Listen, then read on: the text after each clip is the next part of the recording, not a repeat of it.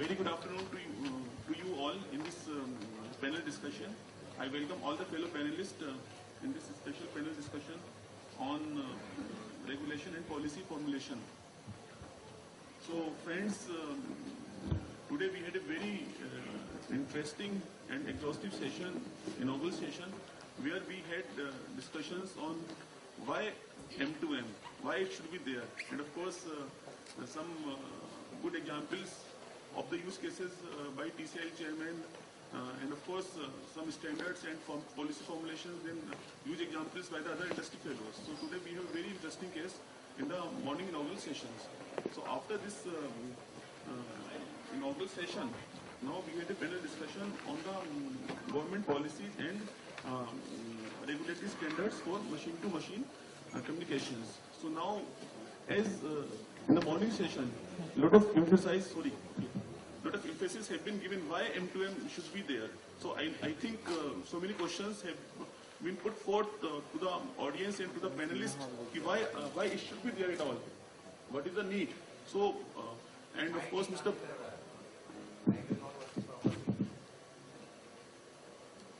Hello? No, it's audible. Okay, sorry. Hello? So the emphasis was there, why M2M at all. So the examples which was given by Mr. Bahuguna in the opening session was not M2M actually, was actually on human-to-machine communications. Human intervention was there.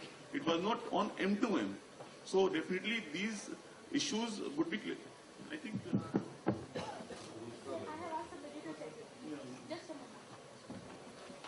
A lot of good work is going on in M2M implementations, industry-wise as well as government actions-wise. As far as industry is concerned, government is going ahead with smart cities. Number of smart cities have been conceptualized in all the states. And of course, this PM-IC project is also being going ahead. Similarly, with the telematics, I think recently one came by our senior colleague, Mr. Sina. So otherwise, I will come here. A lot of good work is going on M2M implementations, government-wise as well as private industries-wise. As far as government is concerned, a number of initiatives have been taken by the central government ministries. So as I told you, first of all, smart cities in each and every state have been conceptualized about 2 years back, and things are going for formulation of the standards and architecture of the smart cities with the different consultants and the different system integrators. Similarly, about a month back itself, government have come out with a cabinet note of having all major 27 cities which are having a population of more than 10 million having public vehicles connected to prevent the theft and to have the tracking systems on the vehicles. Similarly, smart grids are there. Power Ministry have come out with the 14 pilot projects where they want to implement these pilot projects to have more than 200 million smart meters in the country in next 10 to 12 years. So these are the efforts, major efforts by the government-driven efforts. As far as private industries are there, a lot of good examples you have already heard from the morning session itself. In telematics, in health education, in smart grids, a lot of good examples are there. I'm not going into details of those projects, but why these policies are required? As already told by the senior DDG in the morning sessions, once all these efforts are going on. So to make these efforts, to make these operations, to make these devices interoperable, to make these devices scalable, so that later on no more proprietary issue may come up, government needs to intervene. As far as policies are concerned, some KYC issues may be there, some spectrum issues may be there. A lot of issues are there, which I would like to tell you what efforts government have done so far. Government have conceived this as far as M2M is there in 2012 itself.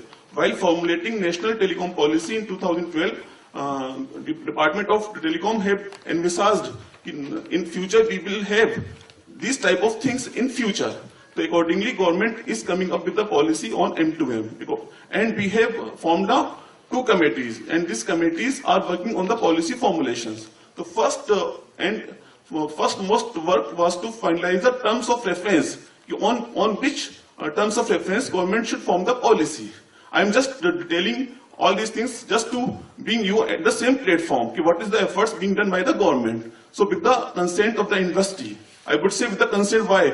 Because in case if only government officials work, it won't be a sustainable effort for future. So we have two committees involving government officials from different central and state government departments, and similarly with the industries also. So these two committees have formed up around 27 questions to have views on which topic, on which field government should come out with a policy. So against these 27 questions, we have received around more than 50 responses. This work was done about 5 months back.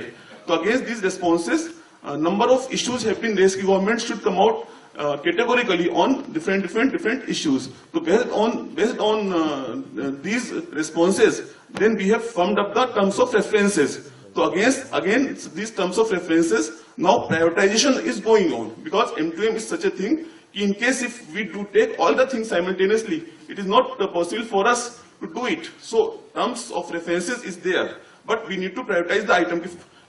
What is the item to be taken on the first priority? Because in case if we come out with the policy framework in next 2 years' time, it may not serve the purpose. So what is the first thing which we need to prioritize? So definitely we are preparing the roadmap for policy formulation so that these things may be prioritized and can be implemented in a time-bound manner. So I would like some of the issues which we have formulated. The first issue is the KYC. Right now, this know your customer, it is related to the human being.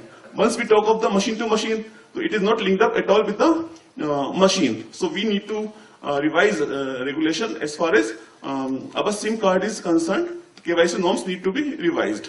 Similarly, as SIM card is now embedded to the machines, and these machines, these equipments need to be imported from the foreign countries. And foreign countries, so definitely regulations have to be there so that it can be supported by the local service providers also. So those are the topmost issue in our mind. And definitely interoperability, because in different system integrators, manufacturers may come up different solutions at different point of time. So these things should be interoperable. Like the telecom operators case, in case if Reliance customer is not able to talk to the BSNL or MTNL or for Airtel customers, it won't work. So similarly, in case if suppose 14 pilot projects are coming, and in case if one pilot project of one device manufacturer is not interoperable with the other one, so these systems are not going to work in future. And of course, the first and topmost issue was the broadband connectivity in the rural area, because we are talking of the machine-to-machine communications, and from where the rural area, we are talking of the education, e-health. So many things are there, but until and unless broadband coverage is improved in the rural area, the real impact will not be there. So this was the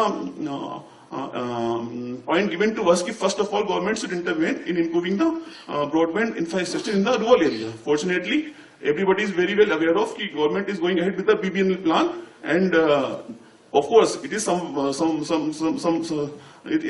delayed, but definitely in a year or 2 years time, definitely our complete rural area will be on the broadband network. And of course, numbering plan, machine to machine, as projected, million and billion of devices would come. I don't know, I'm not telling the figure, but definitely devices will be in such large quantity that right now the existing IPv4 system will not work, because some numbering system has to be there, and DEC is already working on the numbering plan. So once we do need some IP-based systems, so IPv6 is a compulsion. And by the way, we already have IPv6 systems in place, IPv6 infrastructure in place. We have already come out with 2 roadmaps of IPv6 implementations. So fortunately, India is in a good position as far as infrastructure for M2M services are concerned. So just for this brief remark, I will now start the panel discussions, and today we have very good panelists, eminent panelists from all stakeholders with us. So I will just, because the time allocated for the session is only 1 hour, and I have already consumed 5 to 7 minutes. So I will just introduce you to our four panelists. Sai Pratyush is the head of the Applications and Solutions Group in Tata Docomo Business Services. Mr. Manoj Dawane is the Vice President. Technology, Government and Industry Relations, Ericsson. Mr. Sethu Madhavan Srinivasan is the Director of Strategy and Corporate Marketing, Huawei. And of course, the Shankar Haldar is the Technology Advisor to the Radius Synergies International Private Limited. So, because we are already, it's already 12:30, so we do have about 45 minutes, I presume. So what is my thought process? First of all, I request all the panelists to give their brief remark about 3 to 4 minutes time. So that way we will consume around 18 to 20 minutes.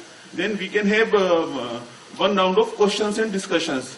Then this will again consume around 20 minutes. Then we can have questions from the our audiences. So I think I'll just request my panelists to give a remark on it, whether it is fine with you all. So I will now request with a brief remark by our panelists. So first of all, I'll request the first, Mr. Pratyush, to give initial remarks. So I request all of the panelists to be kindly be brief, and time limits should be kindly be honored.